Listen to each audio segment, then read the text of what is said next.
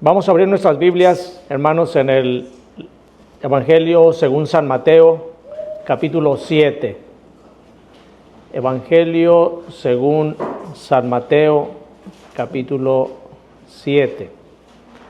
Y vamos a leer los versículos 13 y 14 únicamente del Evangelio de Mateo.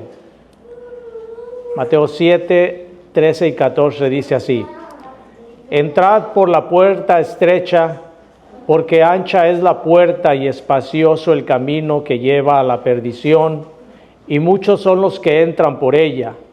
Porque estrecha es la puerta y angosto el camino que lleva a la vida, y pocos son los que la hallan. Vamos a orar, hermanos. Nuestro buen Dios y Padre eterno, te damos gracias por darnos la oportunidad de poder escuchar tu palabra. Pedimos, Señor, que nos ayudes a tener corazones dispuestos, Señor, para recibirla, que se hagan eco en nuestro corazón y de esa manera, Señor, tener, gracias a ti, la capacidad para poder cumplir con aquello que tú nos mandas. Quita toda distracción, Señor, y gracias, Señor, nuevamente por permitirnos recibirla. En el bendito nombre de Jesús. Amén. Durante una gira del Papa Francisco que realizó en Asia en septiembre del 2024, se reunió con líderes de diferentes religiones. Y estando en una de esas reuniones, el 13 de septiembre, con líderes de las diferentes religiones que hay en el mundo, dijo la siguiente frase. Él dijo así: todas las religiones conducen a Dios. Esta expresión, hermanos, hecha por el líder de la religión cristiana más grande del planeta, causó gran revuelo incluso dentro de la misma religión cristiana, dentro del Vaticano. Fue una expresión muy desacertada de parte del líder máximo del catolicismo, y realmente lo que ocurrió con esto fue un verdadero desastre. Y esto es porque una de dos: o muestra un desconocimiento grande de las Escrituras, o negó la verdad en favor de la diplomacia. Y de verdad, hermanos, no sé cuál de las cosas sea peor. Si desconocer la Escritura para alguien con un título como él, o negar la verdad para no herir los sentimientos de las personas que se encontraban ahí.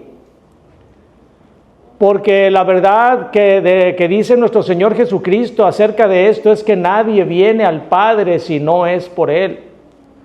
No hay ningún otro camino que nos pueda conducir a Dios sino únicamente nuestro Señor Jesucristo. Imagínense ustedes si algún joven de esa religión, de la religión católica, tiene una novia que es musulmana. La Escritura, saben ustedes, hermanos, que dice que no debemos de unirnos en yugo desigual con los incrédulos. Pero cuando oye una expresión de parte del líder máximo de la iglesia, donde dice que todos los caminos o todas las religiones conducen a Dios, entonces para este joven se le va a hacer muy fácil el decir: bueno, pues me voy a casar con ella, que al cabo todos los caminos, todas las religiones conducen a Dios. Es más, si yo me convierto al islamismo, al islam, pues también voy a llegar a Dios. Por eso se trata de una declaración muy peligrosa para todos aquellos que sabemos que el único camino que conduce a Dios es Jesucristo. Pero esto sucede, hermanos, no únicamente en el caso que les acabo de contar. Esto sucede en el mundo porque las personas les gusta tener diferentes opciones para todo. Al mundo no le gusta la verdad absoluta. Al mundo le gusta el relativismo, el decir: a mí la verdad es la que yo creo, la que se acomoda más a mis intereses. Yo no creo en una verdad absoluta. Para mí puede ser esto, lo que a ti puede ser bueno, lo que a ti puede ser malo para otra cosa. Sin embargo, nuestro Señor Jesucristo comienza aquí ya a terminar, a finalizar el Sermón del Monte, derribando esa ilusión, diciendo que hay un solo camino para llegar a Dios. Durante los anteriores pasajes que hemos estado considerando de este sermón, en los anteriores capítulos, nuestro Señor Jesucristo ha expuesto ya la verdad de los habitantes de ese reino, la cual es lo que una persona que entra al reino de los cielos, cuál es la justicia que debe de tener. Pero ahora ya al finalizar el sermón, lo que nuestro Señor hace es exigirnos una respuesta. Exige una respuesta para aquellos que deseen pertenecer al reino. Porque nadie puede permanecer neutral cuando se trata de entrar a la vida eterna. En esta predicación vamos a aprender que el Señor Jesucristo nos está llamando a tomar una decisión. Y una decisión sabia, porque la decisión que nosotros tomemos va a ser la decisión más importante que podamos de tomar en nuestra vida. Vamos entonces, hermanos, a considerar este pasaje y vamos a ver primeramente lo que nos dice el versículo 13. Dice el versículo 13, entrad por la puerta estrecha. Y aquí la palabra entrar está escrita en un verbo que gramaticalmente se le llama un verbo imperativo. Esto quiere decir que se trata de un mandato.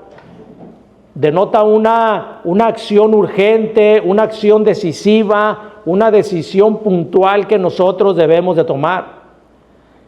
Aquí el Señor Jesucristo no nos está dando una sugerencia para considerar el futuro. Él está dándonos una orden para tomar nosotros una decisión inmediata y una decisión radical, no una decisión a medias.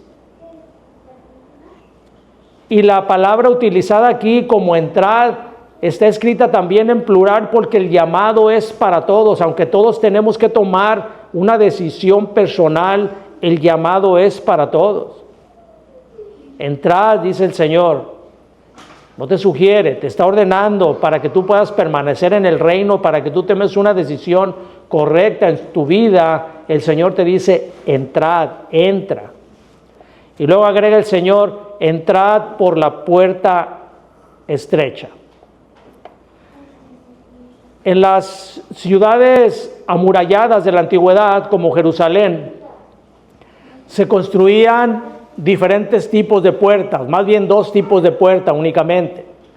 Eran las puertas anchas, que regularmente en las murallas había dos únicamente, las de entrada, una puerta ancha de entrada, una puerta de entrada de salida, y estas puertas eran muy anchas. Era por donde entraba la gente que llevaba rebaños de ovejas o de cabras. Entraban con cargamentos muy grandes, con camellos, entraban ejércitos por ahí, pero esas puertas anchas se cerraban en la noche y se cerraban con unos cerrojos muy fuertes y bien custodiadas, de tal manera que no pudieran abrirlas los enemigos o los ladrones que quisieran entrar ahí. Pero los arquitectos militares de las murallas lo que hacían era unas puertas muy estrechas. En esas puertas estrechas las utilizaban para que cuando algún ciudadano de ahí que perteneciera a ese lugar se le hiciera tarde para llegar, se abrían no las puertas anchas, se abría una puerta estrecha, pero eran tan estrechas que las personas tenían que entrar sin carga y muchas veces incluso agachados, hincados, porque eran demasiado estrechas.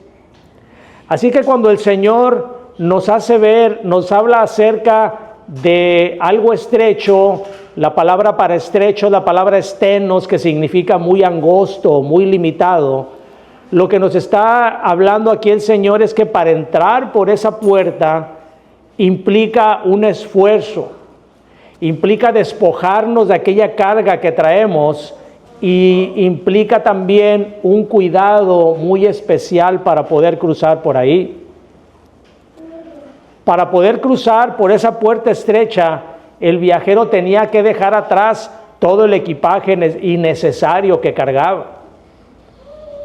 Y esto lo que nos hace es conectarnos con el capítulo anterior, donde el Señor nos ha venido hablando acerca de todas las cosas que nos estorban para entrar en el reino de los cielos.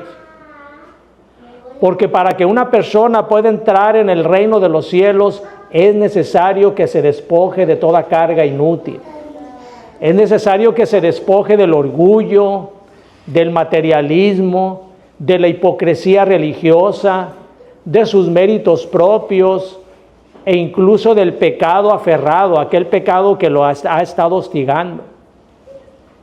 Así que el Señor nos habla de la puerta estrecha porque hay una manera, la única manera de entrar al reino, y esa puerta estrecha es Jesucristo.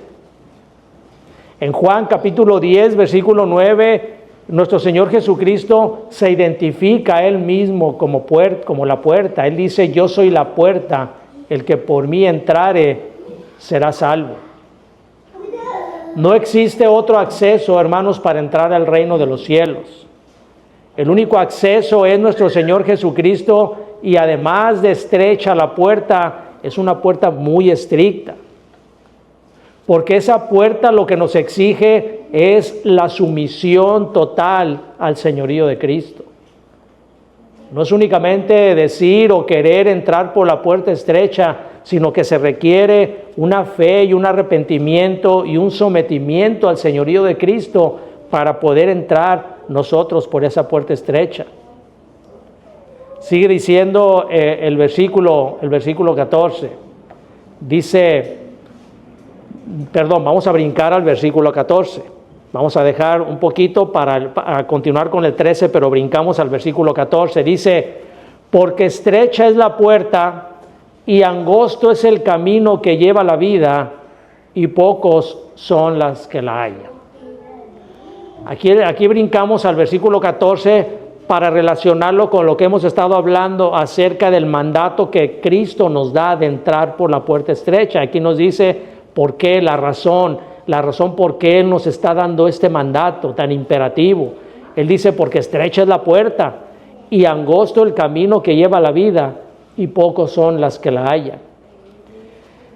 En el griego utilizado en la Biblia, existen dos palabras para que se traducen o para identificar lo que es la vida. La primera de esas palabras es la palabra bios, y esta palabra se refiere a la vida biológica, a nuestra vida, a nuestro cuerpo, a nuestra salud. Incluso también cuando se utiliza la palabra bios en la Biblia, nos está hablando acerca de los planes terrenales, de los placeres, del dinero, cómo nosotros podemos disfrutar esa vida de acuerdo a esta palabra que se da aquí. Pero la palabra utilizada aquí en este versículo como vida es la palabra zoe. No he escuchado ese nombre, ¿verdad? Hay muchas personas, muchas mujeres que se llaman zoe. Esta palabra zoe se refiere a otra clase de vida. Se refiere a la vida espiritual, a la vida que Dios nos da, a la vida de Dios y que Dios pone en nosotros. Así que cuando Jesús habla de vida en Mateo 7:14, utiliza la palabra zoe, no la palabra bios. No se refiere entonces a tener éxito en el mundo, no se refiere tampoco a respirar, sino que nos habla Él acerca de algo mucho más grande. Se refiere acerca de la vida espiritual y eterna que únicamente procede de Dios. En Juan capítulo 17, versículo 3 dice: y esta es la vida eterna, que te conozcan a ti, el único Dios verdadero, y a Jesucristo, a quien has enviado. El versículo nos habla entonces no solo de la vida eterna, que es vivir para siempre, sino lo que nos habla aquí este versículo también es como Dios nos da esa vida para conocerlo a Él aquí y ahora, no únicamente en la eternidad.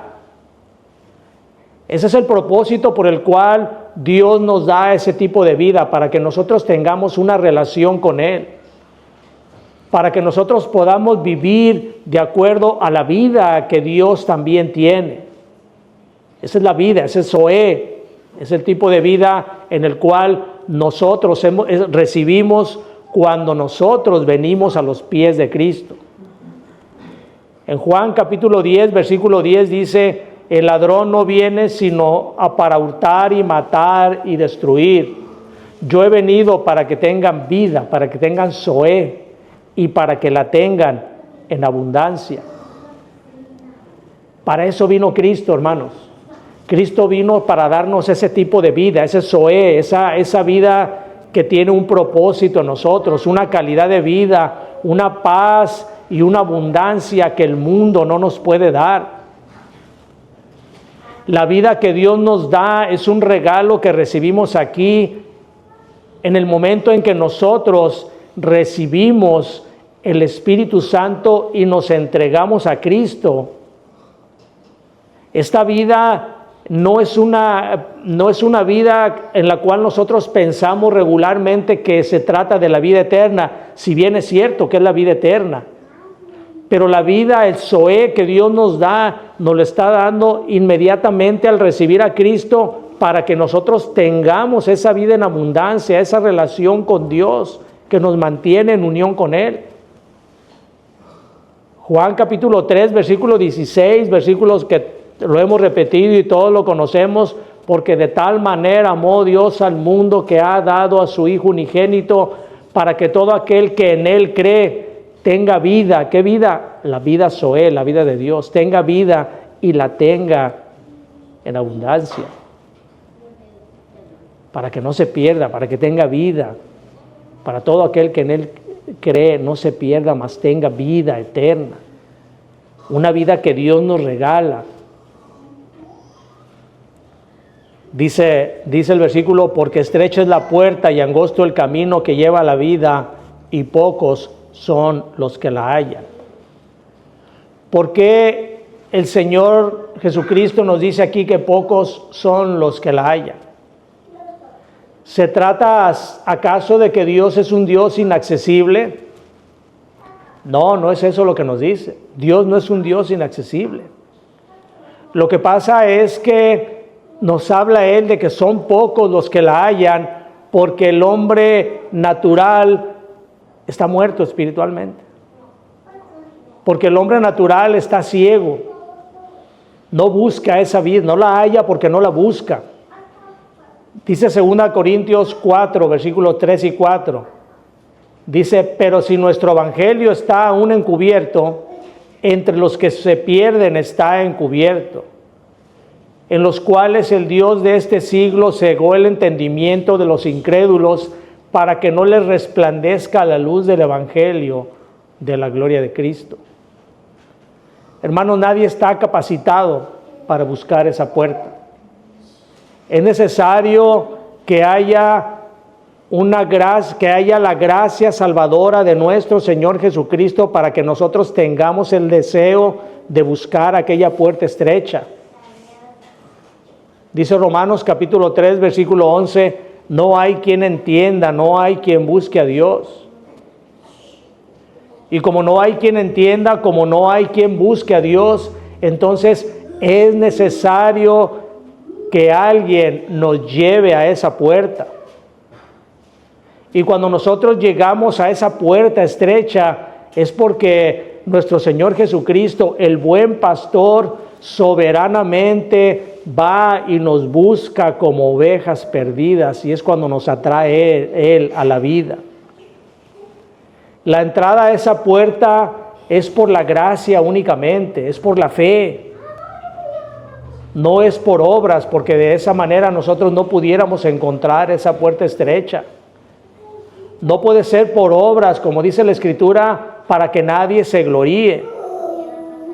Porque nadie puede entrar por esa puerta estrecha por sus propios méritos. Nadie puede entrar por esas puertas estrechas si antes no se despoja de aquella carga pesada, porque no cabe con su carga por esa puerta estrecha. En Génesis capítulo 7, nosotros encontramos el pasaje de Noé y del arca. En los días de Noé, el mundo entero caminaba por aquella puerta espaciosa, por aquella puerta ancha, por la puerta de la violencia, de la maldad, dice el capítulo 7. Sin embargo, el Señor en su gracia tomó a 8 personas y únicamente por su misericordia los llevó a entrar por la puerta estrecha, al camino angosto. El arca únicamente tenía una puerta, y esa puerta es la figura de Cristo. Entrar por ella significaba entrar en la salvación, pero quedarse afuera de esa puerta lo que significaba era la perdición de aquellos que no entraban por aquel lugar. La Biblia, hermanos, durante toda la Escritura nos enseña que la mayor cantidad de gente busca caminar por la puerta, por el camino ancho, entrar por la puerta ancha y caminar por el camino espacioso. La gente no busca entrar por la puerta estrecha. El profeta Elías, cuando tuvo temor de haberse quedado solo, Dios le recordó que había reservado 7,000 hombres que no habían doblado su rodilla ante Baal. Y esto lo que nos enseña, hermanos, es que la salvación siempre opera bajo la premisa de un remanente pequeño. Las multitudes se van a caminar por la puerta ancha, pero hay un remanente siempre que el Señor guarda, un remanente pequeño que Él lo lleva, no porque ellos quieran entrar, no porque ellos deseen entrar, es porque Él los lleva como un buen pastor para que entren por aquella puerta, por la puerta estrecha, pero esto es porque han sido escogidos únicamente por gracia. Nuestro Señor Jesucristo aquí no es solo un espectador. Nuestro Señor Jesucristo es el acceso, es la entrada porque donde nosotros entramos a caminar por ese camino estrecho. El Señor Jesucristo no está parado a un lado del camino dándonos instrucciones de cómo debemos de llegar a ese lugar. Y no está ahí únicamente dándonos instrucciones porque Él es la puerta. Él es la puerta de entrada a la vida que Él nos ofrece. En Juan capítulo 10, versículo 9 dice: yo soy la puerta, el que por mí entrare será salvo. No hay varias puertas estrechas, hay únicamente una sola puerta estrecha. El acceso para que nosotros podamos llegar al Padre lo tiene únicamente nuestro Señor Jesucristo. Como diríamos, está monopolizado por Él. No hay nadie más. Por eso lo peligroso que es que la gente diga todos los caminos llevan a Dios, porque eso es una mentira. Hay un solo camino. El Señor Jesucristo dijo: yo soy el camino, la verdad y la vida. Nadie va al Padre sino por mí. Él es la puerta, hermanos. Él es la puerta, es el inicio de la vida. Cuando nosotros entramos por aquella puerta, el significado que tiene es nuestra justificación. Estamos siendo justificados, por eso nosotros podemos despojarnos de todo lo que traemos atrás, porque el Señor ya nos justificó y podemos entrar por esa puerta. Y cuando nosotros entramos por la puerta estrecha y caminamos por el camino angosto, lo que estamos haciendo es recorrer la santificación. El camino no es fácil, el camino angosto no es fácil. Se necesita esfuerzo, se necesita constancia para estar caminando en esa santificación, como dice la doctrina reformada, la perseverancia de los santos. Nosotros podemos ver en la Escritura diversos ejemplos de cómo hay un contraste entre aquellos que entran por la puerta estrecha y aquellos que se van por la puerta ancha, por el camino de la perdición. En el Evangelio de Mateo capítulo 19, encontramos el pasaje del joven rico. Este hombre quería entrar a la vida eterna. Tenía el deseo, va con el Señor y le dice: Señor, ¿qué tengo que hacer yo para entrar a la vida eterna? Él quería hacerlo, pero quería entrar cargando aquellas cosas que él no quería soltar. Él quería cargar su orgullo, quería cargar su riqueza, su justicia propia. Pero no se puede entrar por una puerta estrecha cuando vamos cargados de un equipaje tan grande. Y cuando Jesús le pide que deje su equipaje, lo que hace este hombre es darse la media vuelta, porque él prefiere devolverse al camino ancho, porque la puerta que Jesús le ofrecía le parecía demasiado estrecha. El contraste con esto lo vemos en el apóstol Pablo, en Filipenses capítulo 3. Si nosotros vemos la vida de Pablo, podemos encontrar que Pablo era un hombre exitoso en el camino ancho. Él decía: yo soy judío de judíos, fariseo de fariseos, y expresa todas aquellos galardones terrenales que él tenía. Sin embargo, cuando conoce a Cristo, todos aquellos méritos, aquellos galardones, aquellas credenciales, él dice que los tiene como basura para poder ganar a Cristo. Pablo se quita su propia justicia, se quita todo su equipaje de orgullo para poder entrar por la puerta estrecha, porque de otra manera no hubiera podido hacerlo. Yo recuerdo, hermanos, que hace muchos años, en la casa de mi abuelo, tenían un cuadro algo grande, bastante grande, donde se veía, era una pintura, eran imágenes, donde se veían dos caminos. Y en uno de esos caminos se veía pura gente tomando, algunos se veían peleando, y al final de ese camino se veía el infierno. Y en el otro camino se veían puros religiosos, monjitas, monjes, sacerdotes, gente pobre. Y al final de eso se veía el cielo. Pero en la Escritura, hermanos, nos habla que una de las cosas también no se trata únicamente de aquellos pecados que resaltan en el hombre lo que lo lleva al camino de la perdición, sino que también el orgullo religioso. El Señor Jesucristo les dijo a los fariseos que por su orgullo religioso no entrarían al reino de los cielos.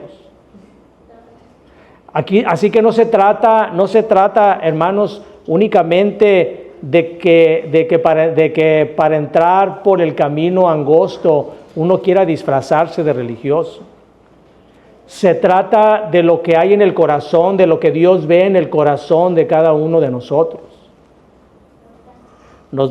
Como dicen algunos predicadores, nos admiraremos de aquello que cuando lleguemos a la presencia del Señor, de cuántas personas vamos a encontrar que pensamos que no iban a entrar, y cuántos no vamos a ver allá de personas que creíamos que podían estar en aquel lugar. Este pasaje que estamos considerando suele malinterpretarse como un llamado de salvación por obras. Cuando se habla acerca del esfuerzo, acerca de esforzarse para entrar, como dice el mismo pasaje en el Evangelio de Lucas, dice: esfuércense por entrar. Sin embargo, no se trata de un esfuerzo humano. Se trata de que debemos de poner nosotros todo nuestro empeño por llegar allá. La puerta, hermanos, aquí representa la justificación, la entrada gratuita al reino que es solo por Cristo. El camino representa la obediencia que sigue a la justificación. Las obras que nosotros hagamos no nos salvan, pero el camino angosto nos demuestra, estar caminando nosotros por el camino angosto nos demuestra que realmente nuestra justificación ha sido viva, ha sido real. Nuestra perseverancia siempre va a ser aquella en la cual nosotros podamos demostrar que efectivamente nosotros entramos por aquella puerta estrecha por medio de nuestro Señor Jesucristo.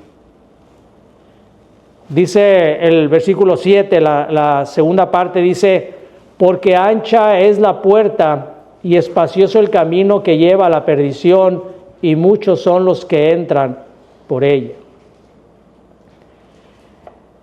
El camino de la perdición no es únicamente un camino de libertinaje o de delincuencia evidente, como les contaba en el cuadro aquel que había visto, que les refería.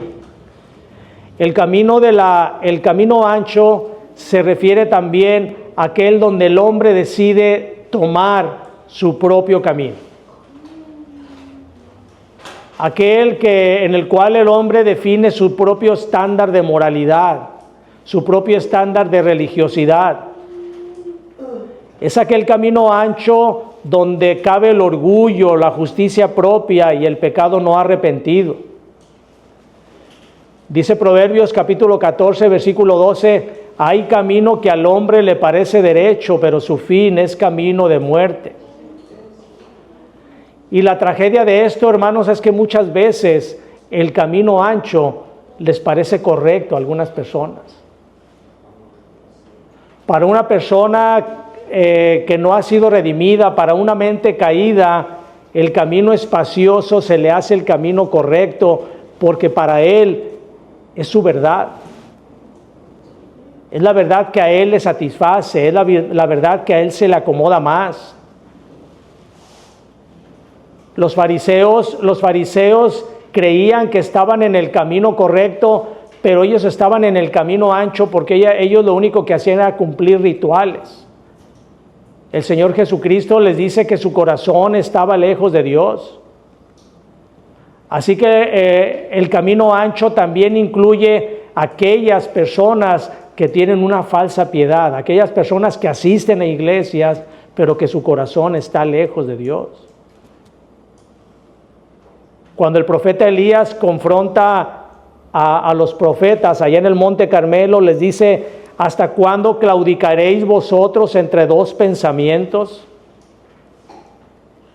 Y esto les dice porque la gran mayoría de los profetas seguían a Baal. Y esto lo que significaba era que ellos se iban con la corriente del mundo, con la cultura del tiempo, con la política que ellos llevaban.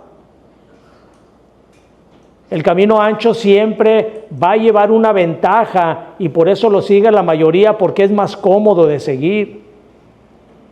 Y por eso dice el Señor Jesucristo, muchos son los que entran por ahí. Hermanos, cuando nosotros llegamos al final de este pasaje, debemos entender que que Jesús no nos está enseñando cómo debemos de ser mejores personas. Lo que está haciendo aquí nuestro Señor Jesucristo es dándonos un llamado urgente, una orden urgente para decidir nuestro propio destino eterno. Delante de cada persona hay dos caminos, hay dos puertas. Hay dos tipos de personas, hay dos maneras de ser. No existe un tercer camino. Hay únicamente dos. La puerta estrecha no se trata de ninguna religión, ni tampoco es un esfuerzo humano por buscar una mejor calidad moral, ni mucho menos por alcanzar el cielo. Si nosotros tomáramos esta predicación como una predicación moralista, para aquellos que han estado viniendo a las clases de los miércoles saben el tipo de predicaciones que hay. Y si nosotros tomáramos esto como predicación moralista únicamente, el texto estaría diciendo, pórtate bien, esfuérzate y entra. Pero esto no se trata de una predicación moralista, eso se trata de una predicación cristocéntrica. Y una lectura cristocéntrica nos revela que Jesús no es solo quien nos apunta hacia la puerta, sino que Él es la puerta estrecha.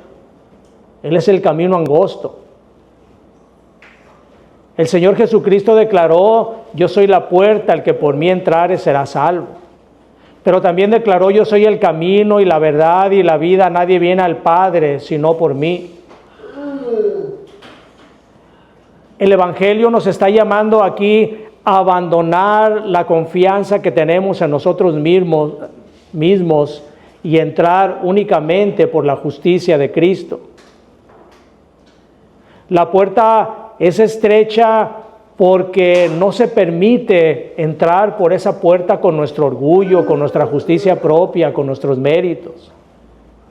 Por esa puerta estrecha únicamente puede cruzarla un pecador arrepentido que confía únicamente en la obra de nuestro Señor Jesucristo que consumó en la cruz por nosotros. Ahí el Señor Jesucristo tomó nuestro pecado y lo crucificó y por su resurrección abrió ese camino angosto hacia la vida eterna. El camino angosto, hermanos, es el camino que produce la salvación. Es ese camino que recorren únicamente aquellos que hemos sido salvados por gracia. Como ya vimos, nosotros no podemos ser salvados por nuestras buenas obras. No importa las obras buenas que usted haga, nunca va a poder salvarse de esa manera. No importa que usted pertenezca a una religión donde hagan buenas obras, donde se sacrifiquen por los demás.